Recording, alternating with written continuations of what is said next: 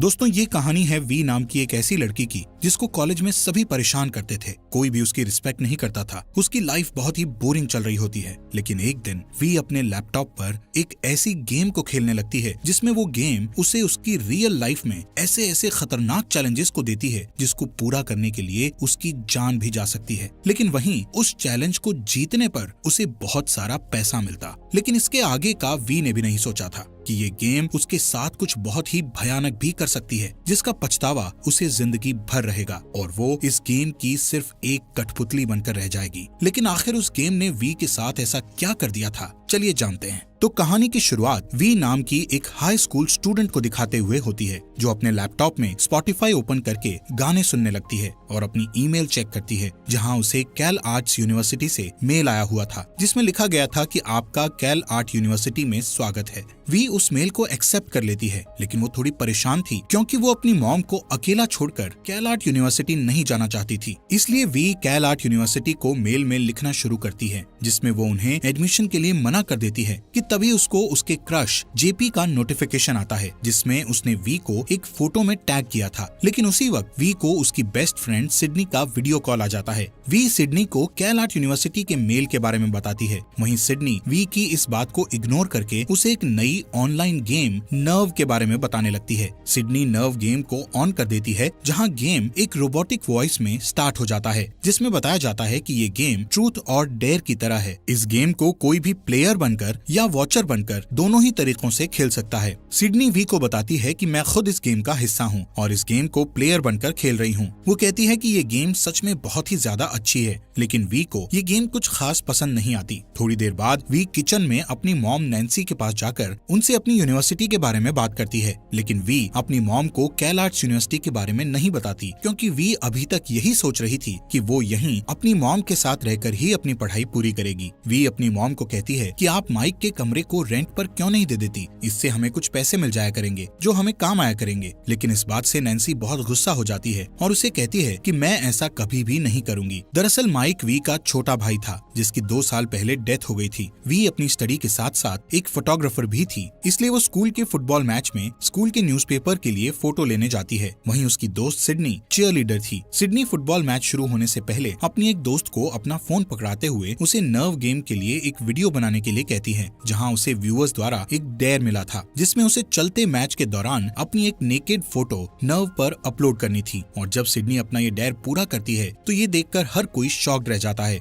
अब सिडनी को इस डेयर के बदले कुछ पैसे मिल जाते हैं। यहाँ से सीन शिफ्ट होता है और हमें इस नर्व गेम के कुछ और प्लेयर्स को दिखाया जाता है जो अपना अपना डेयर पूरा कर रहे थे। यहाँ पर हमें इस गेम के बारे में पता चलता है कि जब भी कोई प्लेयर इस गेम में खुद को एनरोल करता है तो इस गेम का एआई सिस्टम ऑटोमेटिकली उस प्लेयर का सारा डेटा कलेक्ट कर लेता है, ताकि वो पता लगा सके कि उस प्लेयर को किस तरह का डेयर देना है। वहीं अनजान लोग अपने फेवरेट प्लेयर्स को खेलता देखने के लिए उनको पेमेंट करते थे, ताकि वो उस प्लेयर को इस गेम के फाइनल तक पहुंचा सकें। इस गेम को देखने वाले, जिन्हें व्यूअर्स कहा जाता था, वो भी किसी प्लेयर को कोई भी डेयर दे सकते थे, ताकि वो लोग इस गेम से और भी ज्यादा अटैच्ड रह सकें। अब हमें वी और सिडनी को दिखाया जाता है, जो अपने कुछ दोस्तों के साथ एक रेस्टोरेंट में बैठे होते हैं, जहां उन दोनों के बीच इस गेम को लेकर थोड़ी बहस शुरू हो जाती है। सिडनी वी की इंसल्ट करती हुई उससे कहती है कि जब तुम्हें इस गेम को खेलना ही नहीं है तो इस गेम के बारे में जानकर तुम क्या करोगी। और इसके साथ ही सिडनी वी को ये भी कहती है कि तुम असल जिंदगी में एक प्लेयर नहीं हो, तुम सिर्फ एक वाहियात वॉचर हो जो सिर्फ प्लेयर्स को खेलता हुआ देखकर खुश होती हो। सिडनी वी को कहती है कि अगर तुम एक प्लेयर हो तो मैं तुम्हें एक डेयर देती हूँ, उसे पूरा करके दिखाओ। वो वी को एक डेयर देती है कि तुम्हें जाकर जेपी को हाय बोलना है। जेपी वी का क्रश था, लेकिन वी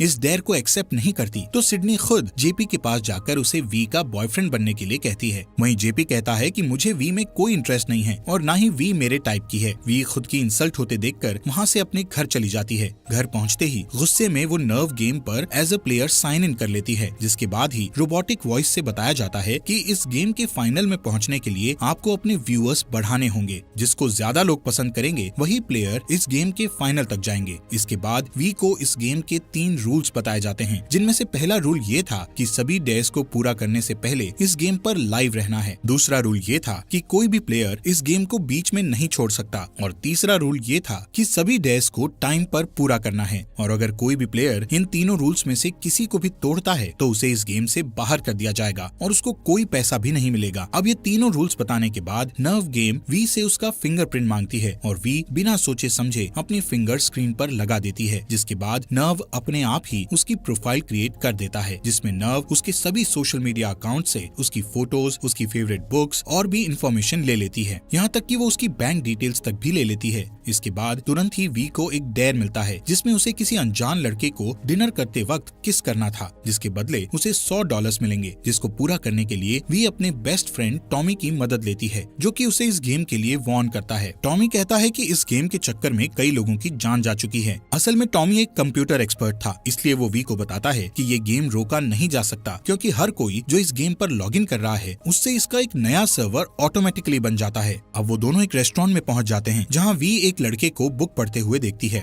वी यहाँ पर नर्वस हो रही थी लेकिन उसे कैसे भी करके ये डेयर कंप्लीट तो करना ही था, जिसके लिए वो उस लड़के के पास जाती है और टॉमी को फोन पर नर्व लाइव करने को कहती है और उस लड़के को किस करके अपना ये फर्स्ट डेयर कंप्लीट कर लेती है, जिसके बाद वो उससे दूर भागकर छुपने लगती है जहाँ उसके साथ टॉमी को भी छुपना पड़ता है क्योंकि वो इस डेयर को शूट कर रहा था। कुछ देर बाद वो दोनों देखते हैं कि वो लड़का वहाँ से चला गया है, लेकिन अगले ही मिनट वी और टॉमी उस लड़के को डांस करता देखते हैं। वी टॉमी से कहती है कि वो भी उसके साथ जाकर डांस करेगी, लेकिन टॉमी उसे मना करते हुए कहता है कि ये सब सिर्फ एक गेम का पार्ट है। वो लड़का जिसका नाम इयान था वो भी इस गेम को खेल रहा था और उसे ये डेयर मिला था कि उसे रेस्टोरेंट में सबके सामने टेबल पर खड़े होकर डांस करना है, जिसे उसने पूरा कर लिया था। अब इयान टॉमी के पास आकर बैठ जाता है, तभी इयान और वी के पास सेम डेयर आता है जिसमें उन दोनों को एक साथ बाइक पर घूमना था, जिसके बदले उन्हें $200 मिलेंगे। पहले तो वी इस डेयर के लिए मना कर देती है, लेकिन उसे मन ही मन इयान अच्छा लगता है, इसलिए वो उसके साथ डेयर को कंप्लीट करने जाने का डिसाइड करती है। वी इयान की बाइक पर बैठती है और वो दोनों शहर में घूमने निकल जाते हैं। इसी दौरान वहीं सिडनी ने भी एक और डेयर कंप्लीट कर लिया था जिसमें उसे लोगों के पास जाकर फाट करना था। सिडनी इस गेम को काफी एंजॉय कर रही थी जब तक कि इस गेम में वी नहीं आई थी, क्योंकि वी बहुत तेजी से अपने वॉचर्स गेन कर रही थी। वहीं दूसरी ओर वी इयान के साथ काफी खुश थी क्योंकि उन दोनों ने ही इस डेयर को भी कंप्लीट कर लिया था। अब जैसे ही इयान वहाँ से चला जाता है तो वी के पास एक और डेयर आता है जिसमें उसे किसी एक्सपेंसिव स्टोर पर जाकर वहाँ की सबसे एक्सपेंसिव ड्रेस ट्राई करनी थी, जिसके लिए उसे $500 मिलेंगे। वहीं वी की मॉम नैन्सी बहुत कंफ्यूज थी कि वी के बैंक अकाउंट में इतने सारे पैसे कहाँ से आ रहे हैं, क्योंकि वी और उसकी मॉम का बैंक अकाउंट जॉइंट था। उधर टॉमी जो वी को प्यार करता था इसलिए वो वी को लेकर काफी चिंतित था, इसलिए वो एक वॉचर बनकर इस गेम को साइन अप करके वी को देखना शुरू करता है। वहीं वी एक एक्सपेंसिव स्टोर में एक एक्सपेंसिव ड्रेस ट्राई कर रही थी कि तभी इयान वहाँ आ जाता है जिसको सेम यही चैलेंज मिला था ताकि वो दोनों साथ में और टाइम बिता सकें। जब वो लोग कपड़े पहने हुए एंजॉय कर रहे थे कि तभी टाई नाम के एक प्लेयर को चेंजिंग रूम से उनके कपड़े चुराने का डेयर मिलता है जिसको वो कंप्लीट कर देता है। वहीं वी और यान नोटिस करते हैं कि उनके कपड़े गायब हैं। अब जो ड्रेस वी पहने हुए थी वो $2000 से भी ज्यादा की थी, इसलिए वो घबराने लगती है क्योंकि इतनी महंगी ड्रेस वो अफोर्ड नहीं कर सकती थी। उन्हें कुछ समझ नहीं आता कि अब वो क्या करें कि उसी समय उन दोनों के पास एक और डेयर आता है $2500 के लिए कि उन दोनों को 2 मिनट के अंदर उस स्टोर से बाहर आना है। इयान वी से कहता है कि अब क्योंकि हमारे पुराने कपड़े तो गायब हो गए हैं और ये नए कपड़े खरीदने के लिए हमारे पास पैसे नहीं हैं, इसलिए अब हमें यहाँ से बिना पे किए ही भागना पड़ेगा। लेकिन तभी वी के दिमाग में एक आइडिया आता है। वो देखती है कि डेयर खत्म होने में ज्यादा समय नहीं है और ये कपड़े पहनकर बाहर नहीं जा सकते, इसलिए वो दोनों अंडरवेयर में ही वहाँ से भाग जाते हैं। जैसे ही वो स्टोर से बाहर अपनी बाइक के पास आते हैं तो वहाँ उन्हें वही एक्सपेंसिव कपड़े एक बैग में रखे मिलते हैं, वो भी उन कपड़ों की रिसीट के साथ। वहीं टॉमी अभी भी वी को लेकर काफी स्ट्रेस में था, इसलिए वो सिडनी को फोन करके वी के बारे में बात करता है। सिडनी को पता चलता है कि वी भी नर्व गेम को खेल रही है और इतना ही नहीं, सिडनी वी को नर्व की टॉप 10 लिस्ट में देखकर बहुत जेलस फील करती है। वहीं टॉमी अपने हैकर दोस्त से कांटेक्ट करता है ताकि वो अरूबा नाम की एक हैकिंग वेबसाइट का इस्तेमाल करके नर्व गेम का पास की निकाल सके और उसके जरिए वो इयान और इस नर्व गेम की सीक्रेट जानकारी हासिल कर पाए। तभी टॉमी को डार्क वेब से पता चलता है कि इयान इस गेम का एक सीनियर प्लेयर है जो पिछली बार खेलने के बाद अचानक से गायब हो गया था। वो इसके बारे में वी को कॉल करके बताने की कोशिश करता है, लेकिन वहीं इसी दौरान वी को एक और नया डेयर मिलता है जिसमें उसे इयान का बताया हुआ टैटू अपनी बॉडी पर करवाना था। इयान का बताया हुआ टैटू करवाने से वो दोनों एक दूसरे के और क्लोज आ रहे थे। वहीं उन दोनों को एक साथ देखना बाकी वॉचर्स को काफी पसंद आ रहा था ताकि वो लोग उन्हें और चैलेंजेस दे सकें। लेकिन इस बार उनको बहुत खतरनाक डेयर मिलता है जिसमें इयान को न्यूयॉर्क में 60 माइल्स पर आवर की बेहद तेज स्पीड में आंखों पर पट्टी बांधकर और वी को पीछे बैठाकर राइड करनी थी और उसके पीछे बैठी वी ही उसे रास्ता बताएगी। इस डेयर का उन्हें $10,000 मिलेगा अगर वो इस डेयर को कंप्लीट कर पाए। लेकिन वी ये डेयर नहीं करना चाहती थी, पर इयान जैसे तैसे उसे इसके लिए मना लेता है। पर तभी उनके पास टाई नाम का एक लड़का आता है जो इयान को ब्लाइंड फोल्ड का कपड़ा देकर फाइनल में मिलेंगे बोलकर वहाँ से चला जाता है। वी इयान से पूछती है कि वो कौन था, जिस पर इयान कहता है कि वो शायद इस गेम का प्लेयर होगा। जिसके बाद वो दोनों बाइक पर बैठकर ये खतरनाक डेयर करने लगते हैं। वो दोनों रास्ते में कई बार मरते मरते बचते हैं, पर टाइम पूरा होने से पहले वो इस डेयर को कंप्लीट कर लेते हैं। इसी के साथ वो दोनों एक दूसरे को पसंद करने लग गए थे। वी और इयान ने अब तक दिए गए अपने सभी डेयर्स को टाइम पर कंप्लीट कर लिया था, जिससे नर्व कम्युनिटी में इनके फॉलोअर्स और भी तेजी से बढ़ने लगे थे, जिससे ये दोनों नर्व गेम के सेलिब्रिटी बन जाते हैं। वहीं सिडनी और वी के बाकी दोस्त पार्टी करते वक्त उनकी ये लाइव स्ट्रीम देख रहे थे, जहां कई सारे गेम के वॉचर्स भी उनकी वीडियो बना रहे थे। ये सब देखकर सिडनी काफी ज्यादा अपसेट हो जाती है, क्योंकि सभी लोगों की अटेंशन अब सिर्फ वी पर ही चली गई थी। लाइव स्ट्रीम के चलते ही इयान वी से सिडनी के बारे में पूछने लगता है कि सिडनी कैसी लड़की है और वो दोनों फ्रेंड्स कैसे बने। अब क्योंकि वी के दिल में सिडनी के लिए हेट थी, इसलिए वो लाइव स्ट्रीम पर ही सिडनी की इंसल्ट करने लगती है। असल में वी को नहीं पता था कि इयान ने लाइव स्ट्रीम ऑन कर रखी है और हर कोई उसकी ये बातें सुन रहा है। तभी इयान वी को एक पार्टी में चलने के लिए कहता है जहां सिडनी भी आई हुई थी। वहीं दूसरी साइड नैन्सी टॉमी को कॉल लगाकर उससे पूछती है कि वी उसकी कॉल्स पिक क्यों नहीं कर रही है और उसके बैंक अकाउंट में इतना सारा पैसा कहां से आ रहा है। जिस पर टॉमी वी की मॉम नैन्सी को झूठ बोलते हुए कहता है कि वी एक ऑनलाइन पोकर गेम खेल रही है जिसमें उसे पैसे मिलते हैं। वहीं उस पार्टी में नर्व गेम के वॉचर्स सिडनी को डांस करते वक्त एक डेंजरस डेयर देते हैं, जिसमें उसे एक बिल्डिंग से दूसरी बिल्डिंग तक सीढ़ी पर से चल के जाना था।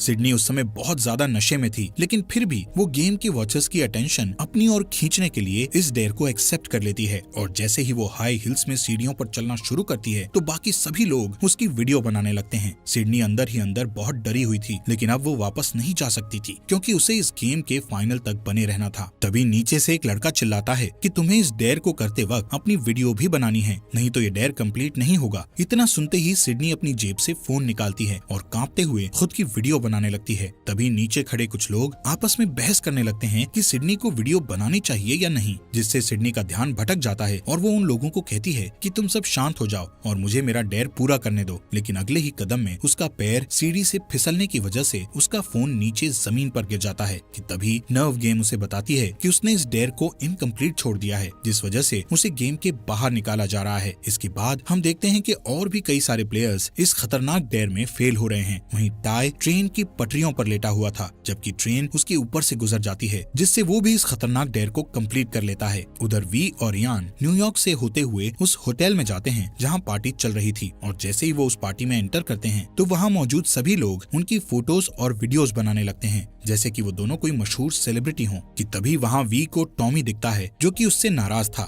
वी को वहां पता चलता है कि सिडनी को इस गेम से बाहर कर दिया गया है, जिससे वो तुरंत उससे मिलने उसके रूम में जाती है जहां वो सिडनी को उसके क्रश जेपी के साथ एंजॉय करता देखती है। इसके बाद उन दोनों के बीच काफी लंबी बहस होती है जहां सिडनी वी के मरे हुए भाई के बारे में भी अनाप शनाप बोलती है। जब वो बहस कर रहे होते हैं तभी वी के पास एक डेयर आता है, वो भी $15,000 के लिए, जिसमें उसे भी एक बिल्डिंग से दूसरी बिल्डिंग तक सीढ़ी पर चलकर जाना था, जिसके लिए वी तुरंत सीढ़ी पर चलने के लिए रेडी हो जाती है ताकि वो इस डेयर को कंप्लीट करके सिडनी को नीचा दिखा सके। जिसके बाद वो फटाफट उस डेयर को कंप्लीट कर देती है, जिसके तुरंत बाद वी को नोटिफिकेशन आती है कि अब वो नर्व की फर्स्ट पोजीशन पर है। इसके बाद वो टॉमी से मिलती है जो उसे बताता है कि इयान ने तुम्हारे और सिडनी के बीच जानबूझकर लड़ाई करवाई है क्योंकि उसे ये डेयर मिला था जिसमें उसे तुम दोनों को आपस में लड़वाना था और इसीलिए वो जानबूझकर यहाँ इस पार्टी में लेकर आया है। वी अब इयान की इस करतूत से बहुत गुस्सा थी, इसलिए वो उससे इस बारे में पूछती है कि उसने ऐसा क्यों किया। इयान उसे समझाने की कोशिश करता है, लेकिन सबसे पहले वो उसे वॉचर्स से दूर करने के लिए वी को एक लिफ्ट में ले जाता है क्योंकि उनकी एक एक बात नर्व पर पर रिकॉर्ड हो रही थी। वी इयान की कोई भी बात नहीं सुनती और वहाँ से बाहर की ओर जाने लगती है और पुलिस से कांटेक्ट करने की कोशिश करती है, लेकिन इयान उसे ये कहते हुए रोकने की कोशिश करता है कि ऐसा करने से इस गेम के रूल्स टूट जाएंगे और तुम बहुत बड़ी मुसीबत में फंस सकती हो। वी एक पुलिस ऑफिसर को ढूंढकर उसे इस गेम के बारे में सब कुछ बताना शुरू करती है, लेकिन जैसे ही वो अपनी बातें उससे बताना शुरू करती है तो वहीं दूसरी साइड उसी समय उसकी मॉम नैन्सी देखती है कि वी के बैंक अकाउंट से सारे पैसे उड़ चुके हैं, जिसके बाद वो वी को कॉल करके पूछती है, जिस पर वी उसे बताती है कि मैं काफी समय से नर्व नाम की एक गेम खेल रही थी जिसमें जीतने पर मुझे काफी सारे पैसे मिल रहे थे, लेकिन अब मैंने इस गेम का रूल तोड़ दिया है, जिस कारण नर्व गेम ने पनिशमेंट के तौर पर मेरे बैंक अकाउंट से सारे पैसे चुरा लिए हैं। तभी वी के पास टाई आता है और वो उससे सॉरी बोलकर उसके मुंह पर पंच मारकर उसे बेहोश कर देता है, क्योंकि उसे ये डेयर मिला था। इसके कुछ देर बाद जब वी को होश आता है तो वो खुद को एक कंटेनर में पाती है जहाँ एक कंप्यूटर से उसे रोबोटिक वॉइस आती है कि अब वो इस गेम में कैद हो चुकी है और गेम की इस कैद से बाहर निकलने के लिए उसे इस गेम के फाइनल में जीतना पड़ेगा। रोबोटिक वॉइस उसे ये भी कहती है कि उसे सबसे पहले फेरी तक पहुंचना होगा। अब जैसे ही वी कंटेनर से बाहर निकलती है तो वहाँ इयान उसे ढूंढता हुआ मिलता है। वो उसे बताता है कि उसने और टाई ने इस गेम को पिछले साल अपने एक दोस्त रॉबी के साथ भी खेला था, जिसमें उन तीनों को शहर की सबसे ऊंची बिल्डिंग के हैंगर पर एक हाथ से लटकने का डर मिला था, जिसे करते वक्त रॉबी का हाथ फिसल गया था और वो मारा गया। जिसके बाद मैंने और टाई ने पुलिस को इस बारे में बताने की कोशिश की, लेकिन किसी ने भी हमारी बात को सीरियसली नहीं लिया। अब क्योंकि हमने भी तुम्हारी तरह इस गेम का रूल तोड़ा था, इसलिए इस गेम ने हमारी लाइफ पूरी तरह से खराब कर दी। इयान वी को ये भी बताता है कि इस गेम ने मुझे और टाई को कुछ दिनों तक एक कंटेनर में ही कैद रखा था और हमारे परिवार के बैंक अकाउंट्स में से सारा पैसा निकाल लिया। वो बताता है कि अब मुझे और टाई को फाइनल जीतना ही है, जिसके बाद ही हम इस गेम से बाहर निकल पाएंगे और अपनी नॉर्मल लाइफ जी पाएंगे। दोस्तों, यहाँ हमें पता चलता है कि नर्व गेम में एक थर्ड टाइप की कैटेगरी भी है जिन्हें प्रिजनर कहा जाता था, मतलब जिन्होंने इस गेम का कोई न कोई रूल तोड़ा था और उन्हें इस गेम से आजाद होने के लिए फाइनल में जीतना होता था। इयान वी को कहता है कि टाई कैसे भी करके इस गेम की कैद से बाहर निकलना चाहता है, जिसके लिए वो इस गेम को जीतने के लिए कुछ भी कर सकता है। लेकिन तभी इयान वी को कहता है कि लेकिन मैं तुम्हारी मदद करना चाहता हूँ, जिसके लिए मैंने इस गेम के वॉचर्स के साथ एक एग्रीमेंट साइन किया है, जिसमें मैंने उन लोगों से कहा है कि वो लोग टाई को डिफिकल्ट चैलेंजेस दें ताकि मैं टाई को हरा सकूं और फाइनल में सिर्फ हम दोनों ही पहुंच सकें, जहां मैं तुम्हें जीतने दूंगा, जिसके बाद तुम अपनी नॉर्मल लाइफ जी सकोगी। लेकिन वी को इयान की इन बातों पर बिल्कुल भी विश्वास नहीं होता और उसके वहां से जाने के बाद वी टॉमी से कांटेक्ट करके उसकी मदद मांगती है। कुछ देर बाद टॉमी सिडनी के साथ उसके पास आता है और वी से नाराज होने के लिए उससे माफी मांगता है, जिससे तीनों अब एक दूसरे को माफ कर देते हैं। वी उन दोनों को अपना प्लान समझाती है कि मैं चाहती हूँ कि टॉमी अपने हैकर दोस्त की मदद से इस नर्व गेम का कोड, जो कि ओपन सोर्स है, उसे चेंज कर दे, जिससे इस गेम के सभी वॉचर्स की आइडेंटिटीज रिवील हो जाएंगी और वो सभी लोग इस गेम को हमेशा के लिए लॉग आउट कर देंगे, जिससे ये गेम परमानेंट बंद हो जाएगा। इसके बाद वी फेरी तक पहुंच जाती है, जहां वी को एक पेपर बैग मिलता है जिसमें एक गन के साथ फाइनल राउंड में पहुंचने की एंट्रेंस टिकट भी थी। वहीं इयान को डेयर मिलता है कि उसे एक बहुत ऊंची बिल्डिंग पर चढ़कर एक क्रेन पर एक हाथ से 5 सेकंड तक लटकना है, जिसे वो पूरा कर देता है और फाइनल राउंड में पहुंच जाता है, जिसके लिए उसे एक ड्रोन की हेल्प से बताया जाता है कि तुम्हें फाइनल में एक ट्रेन से जाना है। ट्रेन में पहुंचने पर इयान को उस गेम के कुछ मास्क्ड वॉचर्स एक लोडेड गन देकर फाइनल डेस्टिनेशन तक जाने को कहते हैं। इसी दौरान नैन्सी को इस गेम के बारे में पता चल जाता है और वो भी इस गेम की लाइव स्ट्रीम देखकर घबराती हुई टॉमी को कॉल करती है, जिससे टॉमी उसे अपने हैकर दोस्त के अड्डे पर आने को कहता है। वहीं वी उस स्टेडियम में पहुंच जाती है जहां पर फाइनल खेला जाना था। वो स्टेडियम बहुत सारे दर्शकों से भरा पड़ा था जिन्होंने मास्क लगाया हुआ था। उसी टाइम इयान भी वहां आ जाता है और तब उन दोनों को फाइनल डेयर बताया जाता है कि तुम दोनों को एक दूसरे को गोली मारनी है और जिसने सबसे पहले गोली मारी वो इस गेम को जीत जाएगा। इयान वी को उसे शूट करने को कहता है, लेकिन वी उसे शूट नहीं कर पाती, जिस वजह से ये फाइनल डेयर उन दोनों में से कोई भी नहीं जीतता। वहीं नैन्सी टॉमी के पास आ जाती है। टॉमी अपने हैकर दोस्तों के साथ मिलकर इस गेम के कोड को बदलने और गेम के वॉचर्स की आइडेंटिटी को रिवील करने की कोशिश कर रहा था, लेकिन उन्हें ऐसा करने में काफी ज्यादा मुश्किल हो रही थी क्योंकि गेम के बहुत सारे बॉट्स उन्हें ब्लॉक कर रहे थे। उधर स्टेडियम में टाई एक गन लेकर आता है और इस गेम को जीतने के लिए इयान को गोली मारने ही वाला होता है कि तभी वी इयान को बचाने के लिए उसके सामने आकर खड़ी हो जाती है और जोर जोर से चिल्लाकर गेम के वॉचर्स को कहती है कि क्या तुम सब सच में अपने मनोरंजन के लिए किसी को मरता देखना चाहते हो, जिसके जवाब में सभी वॉचर्स हाँ कहते हैं। इसलिए वी टाई को अपना एक डेयर देती हुई कहती है कि अगर तुम में हिम्मत है तो तुम मुझे शूट करके दिखाओ, जिससे टाई वॉचर्स से पूछता है कि क्या मैं वी को शूट कर दूं, जिस पर सभी वॉचर्स जोर जोर से हाँ चिल्लाने लगते हैं। तभी सभी वॉचर्स के अपने अपने फोन पर वोटिंग का ऑप्शन शुरू हो जाता है, जिसमें उन्हें यस और नो में से किसी एक को चुनना था और अब ज्यादातर वॉचर्स का जवाब यस था। इसलिए टाई वी पर गोली चला देता है। वहीं इस लाइव स्ट्रीम को वी की मॉम टॉमी और सिडनी के साथ देख रही थी। उधर स्टेडियम में इयान वी के पास जाता है, जो कि पूरी तरह खून से लथपथ थी कि तभी अचानक टॉमी अपने हैकर दोस्तों के साथ इस नर्व गेम को हैक करने में कामयाब हो जाता है और गेम का कोड बदल देता है, जिससे एक एक करके सभी गेम वॉचर्स की आइडेंटिटी रिवील होने लगती है। और तभी वॉचर्स के पास मैसेज आता है कि वो लोग वी के मर्डरर हैं, क्योंकि उन्होंने ही वी को गोली मारने के लिए टाई को यस कहा था।